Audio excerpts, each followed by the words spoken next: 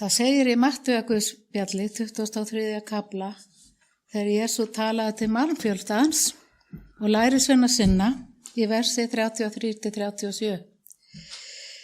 Höggormar og nöðru kyn, hvernig fáið þér umflóðið helvítis dóm?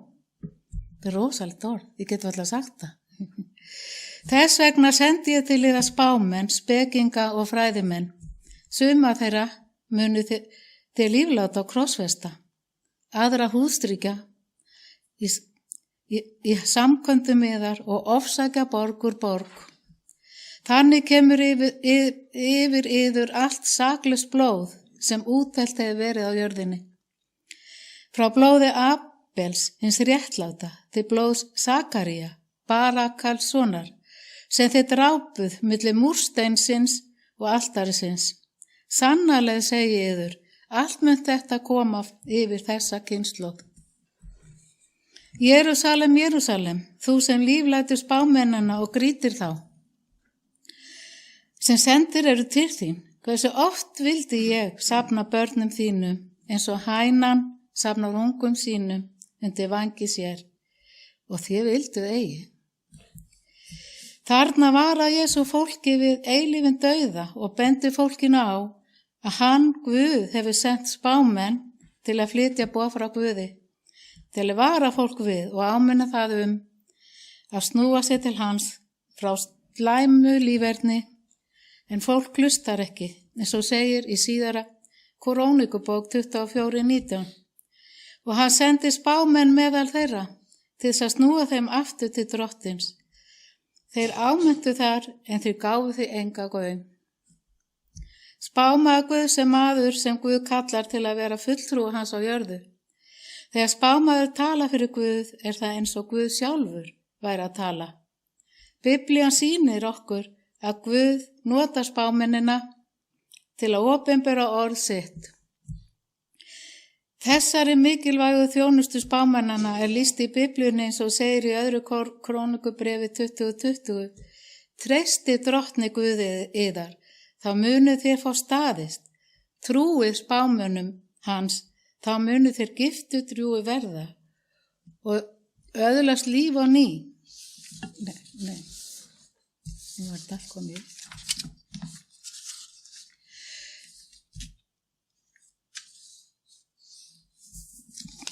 Fyrirgefið aðeins. Og í Amos 3:7 segir, nei, drottin Guð gerir ekkert án þess að hann hafi opinbera þjónu sínum, spámönnunum, ráðs ályktun sína. Spámenn hafa verið hér á jörðinni frá upphafi. Enok var einn af spámönnum Guðs, hann boðaði að Guð ætlaði að eyða óguðlegum mönnum, en illskan hélt samt áfram að magnast. Nói og fjölskyldan hlýddu Guði þegar hann ákvað að eyða óguðlegum mönnum. Hann vendaði Nói og fjölskyldu hans og dýralíf jarðarinnar. Hann bað Nói að smíða stóra örk. Smíði örkarinnar tók nokkra áratugi og meðan hann smíðaði, á smíðinni stóð boðaði Nói réttlætið og trúna á skaparann. Nói og fjölskylda hans björguðust í örkinni ásamt fjölmörgum dýrategundum og Guð lét mikið flóð ganga yfir heiminn. Nóa flóðið og öllu var eitt sem á jörðinni var. En Nói var maður sem hlýddi Guði. Í öðru Pétursbrefi 2:5 segir, ekki þynnti hann hinum forna heimi, en varðveitti Nóa, prédikara réttlætisins. Við 8. mann hann lét vatnsflóð koma yfir heim hinna óguðlugu. Já, 8 sálir björguðust á dögum Nóa, 3 á dögum Lóts. Jesús sagði að svo sem var á þeim dögum, svo muni verða á seinni komu hans.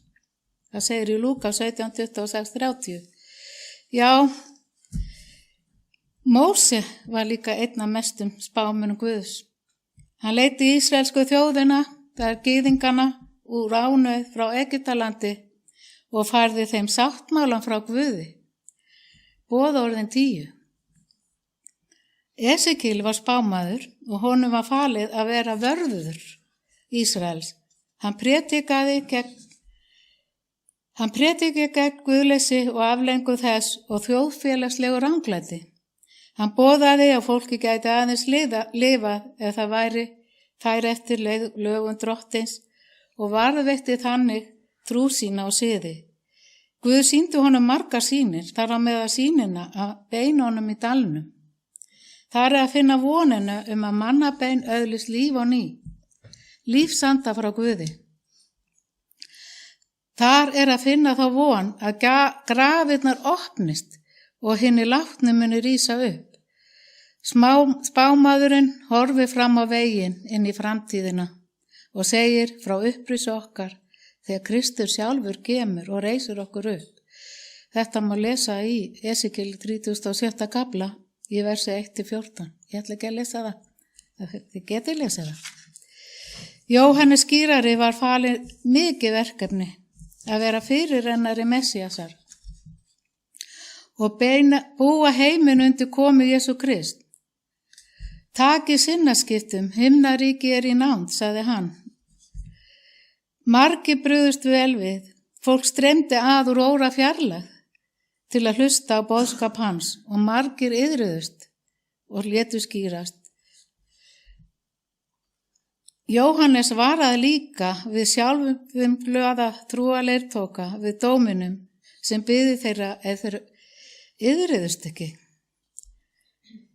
Jafnvel þótt margir hlýddu á hann voru þeir aðeins fáir sem í alvöru skildu og hlustuðu á það sem hann hafði að segja og vildu líða Guði. En hápunktu þjónustu Jóhannesa var þegar hann skýrði Jesú. Þaðan í frá hvatti Jóhannes aðra til að fylgja Jesú. Svo segir Jóhannes 32-34 og Jóhannes vitnaði. Ég sá andan koma af himni ofan og dúfu og hann nam staðar yfir honum. Sjálfur þekkti ég hann ekki, en er sá sem sendi mig að skýra með vatni, sagði mér. Sá sem þú sérð andan koma yfir og nema staðar á, hann er sá sem skýrir með heilum anda. Þetta sá ég og ég vitna að hann er sonur Guðs. Og Jesús sjálfur sagði hann, enginn er sá af konu fæddur sem meiri sé en Jóhannes skýrari. Það segir í Mattheus 11:11. Ég myndist aðeins á nokkra spámenn hér í þessum vangaveltu mínum. En þau voru margir í Biblíunni, bæði Nýja og Gamla testamentinu og ekki má gleyma Jóhannesi sem skrifaði opinberunarbókina. En í 1. kafla hennar segir, opinberun Jesú Krist sem Guð gaf honum til að sýna þjónu sínum þann sem verða á innan skams. Hann sendi engil sinn og lét hann kynna það Jóhannesi, þjóni sínum, sem bar vitni orð Guðs og vitniburð Jesú Krist, allt það hann sá. Sæll sá les þessi spátans orð og þeir sem heyra þau og varðveita það sem í þeim ritað, því að tíminn í nánd. En hvernig getum við vita að þessi spámenn eru sannir spámenn og sendiboðar meðal aragrúa fölskum spámennum sem fara jörðin í dag? Jesús sagði, af ávöxtum þeirra skulu þér þekkja þá. Aðeins af hæfileikum þeirra og kraftaverkum vegna þess að margir munu gera undur og tákn í nafni Jesú Krist og blekkjast. Og af hverju ég að hugsa og tala þessa spámenn, þjóna Guðs? Hvað er það sem þeir segja sem skiptir okkur máli í dag? Það skiptir mig máli. Það það að tíminn í nánd. Jesú Kristur fer að koma. Rödd þessara manna á alveg eins erindi til okkar í dag eins og þessum dögum. Ástandi í heiminum í dag ekkert betra heldur en það var þá. Þessi menn voru að borða trú á Guð föður og benda þeim á að snúa lífi sínu á betri veg til þess að þeir verði horfnir. Iðra synda sinna, það ekki fyrst og fremst það sem við eigum að gera? Boða trú, boða að við eigum von í dimmum heimi, von eilíft líf með Jesú sem tók á sér allar okkar syndir og frelsari þeirra sem hlýða Guði.